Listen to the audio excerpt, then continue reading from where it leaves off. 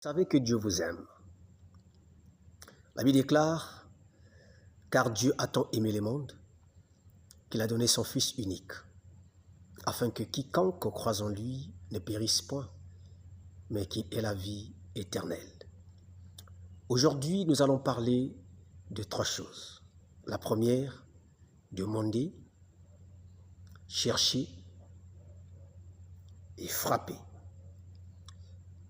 Cela est écrit dans le livre de Luc, chapitre 11, le verset 9.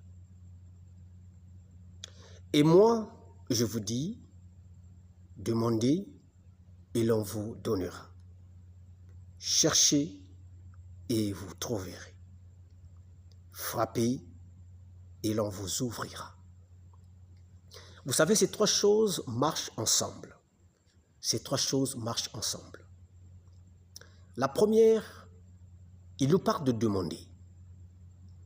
Pourquoi le Seigneur nous motive de demander?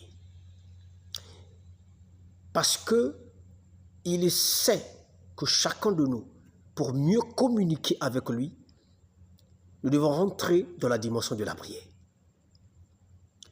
Or, beaucoup d'entre nous ne savent pas demander, ne savent pas aussi prier. Le Seigneur nous rappelle quelque chose. Il nous dit, demandez et l'on vous donnera. Mais comment est-ce que nous allons demander? Nous allons demander en rentrant dans la méditation de la prière. C'est dans la prière que nous allons demander tout ce que nous avons besoin.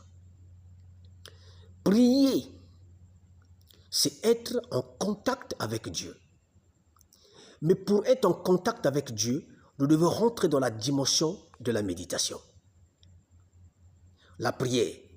Vous savez qu'il nous a été dit de prier sans cesse.